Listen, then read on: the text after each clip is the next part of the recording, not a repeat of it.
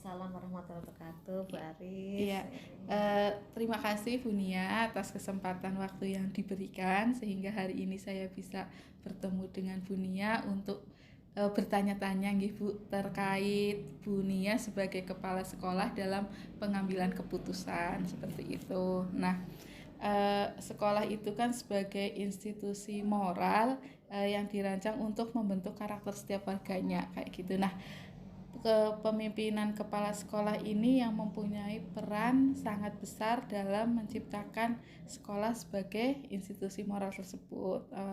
Oleh karena itu, dalam menjalankan perannya biasanya pemimpin sekolah itu akan dihadapkan dengan situasi pengambilan keputusan yang memiliki nilai-nilai kebijakan yang sama-sama benar kayak gitu. Namun kadang saling bertentangan. Nah, itu kan biasanya disebut dengan dilema etika ya, Bu.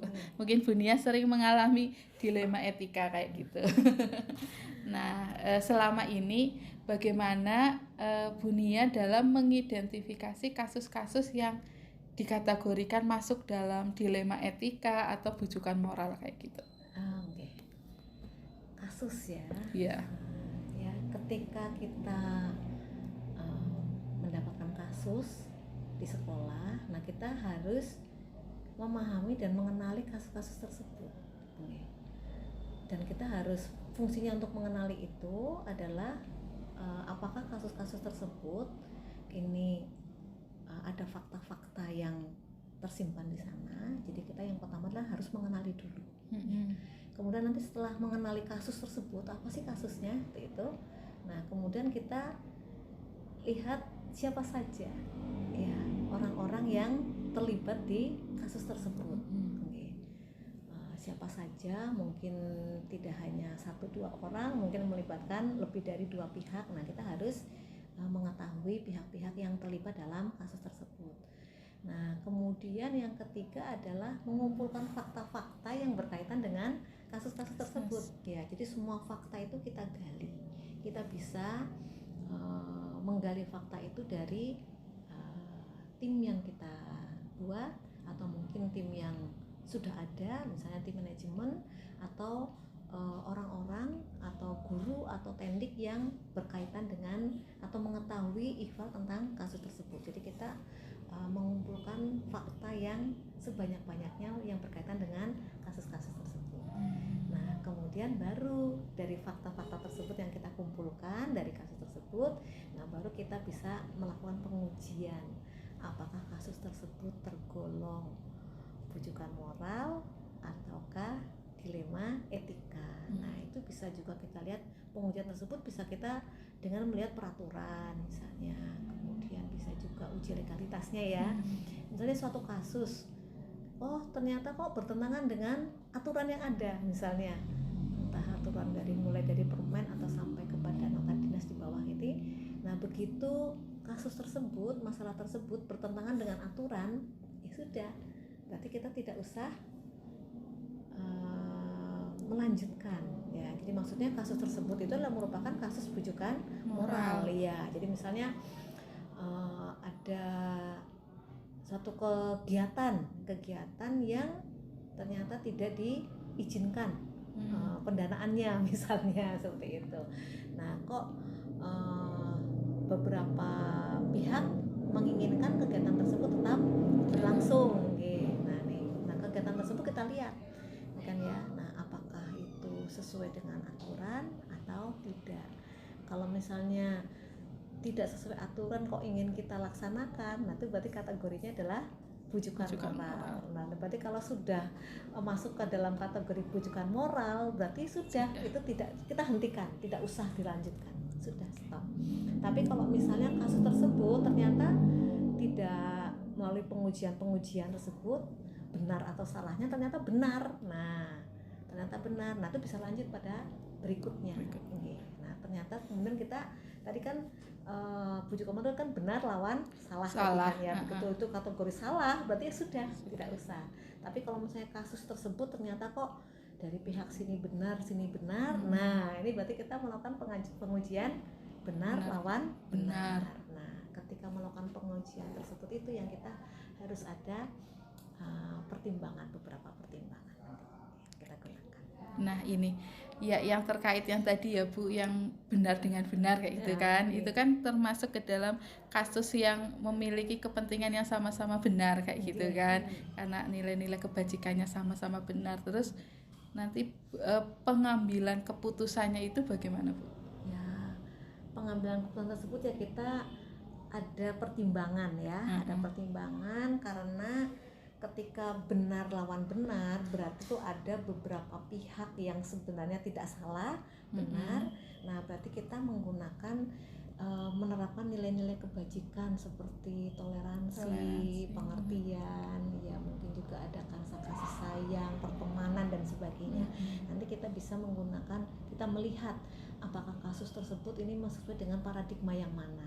Apakah individu lawan masyarakat, ataukah kebenaran lawan kesetiaan, ataukah jangka pendek atau jangka panjang, atau mungkin rasa keadilan lawan rasa kasihan. Nah, seperti ini. Nanti kita gunakan paradigma seperti itu, dan nanti kita juga menerapkan resolusinya. Jadi ketika ini juga kita dalam pengambilan tersebut kita kan menggunakan bisa berbasis aturan. Itu ya, apakah hanya menggunakan berbasis aturan saja, atau mungkin nanti kita juga bisa berbasis hasil akhir ya, ataukah bisa berbasis pada rasa peduli. Ya, syukur-syukur itu bisa diterapkan semuanya tanpa hasil akhir yang kita harapkan institusi bisa tercapai, aturan tidak dilanggar, dan rasa kepedulian kita juga kebijakan kita bisa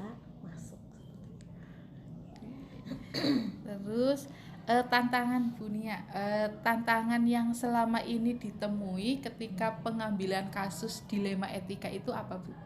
Tantangannya ya, ketika dilema etika itu kita putuskan,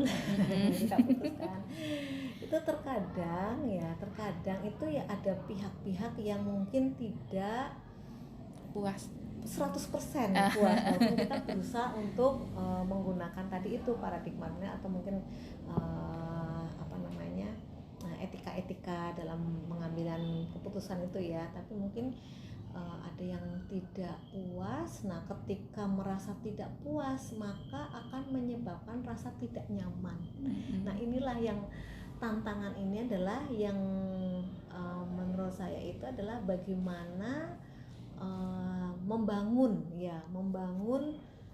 pengertian dan kolaborasi, juga pemahaman yang sama atas kepentingan-kepentingan yang semuanya benar, semuanya bertujuan untuk kebaikan institusi, kebaikan guru, kebaikan siswa atau lembaga begitu ya.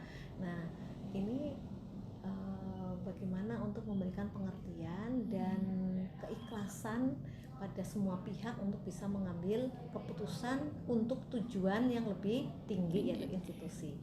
Dan nanti tantangan berikutnya adalah ketika mereka merasakan tidak nyaman. Nah, saya mengetahui bahwa teman-teman itu merasakan tidak nyaman karena yang tadinya mungkin seperti biasanya seperti begini, kemudian mengalami perubahan, maka mereka keluar dari zona nyaman seperti biasanya. Nah, ketidaknyamanan ini yang membuat saya juga menjadi tidak nyaman juga.